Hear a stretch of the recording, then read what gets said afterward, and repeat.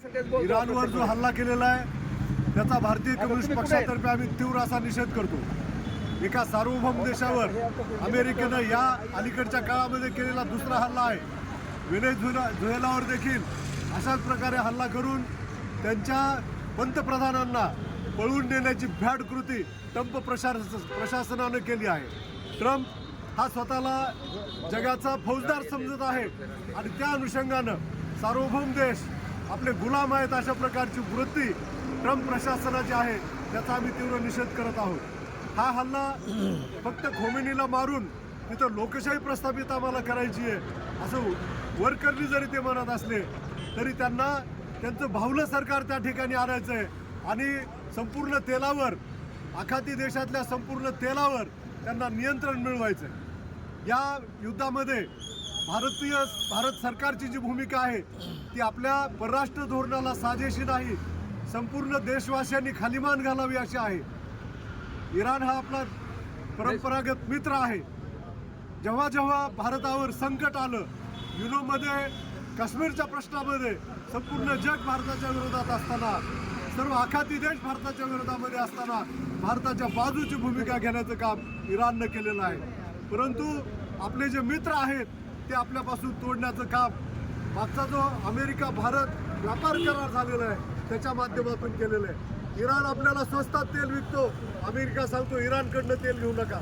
Russia आपल्याला स्वस्तात तेल देतो, अमेरिका सांगतो आपल्याला रशियाकडून तेल घेऊ नका आणि आमच्याकडूनच तेल घ्या। आणि आश्चर्याची बाब म्हणजे हे सरकार रशियानं अमेरिकेनं आम्हाला रशियाकडून 30 दिवस तेल घ्यायची परवानगी दिली अशा प्रकारच्या बातम्या देतोय। रशियाकडून तेल घ्यायला परवानगी देणारा अमेरिका कोण? तो काय आमचा मालक आहे का आमचं सार्वभौमत्व त्यांच्याकडे गुलाम टाकलेलं आहे? याचाही खुलासा या देशाच्या पंतप्रधानाने केला पाहिजे। भारत अमेरिका व्यापार कराराच्या माध्यमातून या देशाचं सार्वभौमत्व घाण टाकल्याबद्दल आणि इराणवर एका सार्वभौम देशावर हल्ला करून त्या देशाच्या प्रमुखाला ठार केल्याबद्दल अमेरिका आणि इस्रायलचा मी भारतीय कम्युनिस्ट पक्षातर्फे तीव्र शब्दात निषेध करू। 40 लोकांचा मृत्यू त्यामुळे ओढावला। काही दिवसाने 2-3 दिवसांना पुन्हा अमेरिकेनं आणि इस्रायलनं इराणच्या एका मुलींच्या शाळेवर हल्ला केला। त्याच्यामध्ये 160 कोवळ्या मुली, लहान लहान बालकं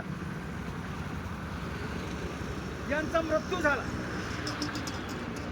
अमेरिका आणि इस्रायल हे 2 देश जगामध्ये ज्या पद्धतीनं व्यवहार करीत आहेत त्यांचा हा व्यवहार माणुसकीला, मानवतेला काळिमा फासणार आहे। 3 जानेवारी 2026 रोजी भारतीय शेतकऱ्यांचं एक शेती क्षेत्र आणि शेती त्यांना आंदोलन दिल्यासारखं हा करार आहे। जो करार झाला हो मॅडम थांबा, जो करार झाला तो अमेरिकेने सांगितलं। करार झालं की नाही झालं यांना माहीत नव्हतं। अरे काय चाललं हे? म्हणजे आपला देश जो आहे आणि आपल्या देशाचे राज्यकर्ते हे अमेरिकेचे गुलाम होत आहेत याचं या बाबतीत हे निवेदन आहे आणि हे राष्ट्रपतींच्या नावाने आणि जिल्हाधिकाऱ्यांच्या मार्फत हे आपण द्यावं अशा प्रकारे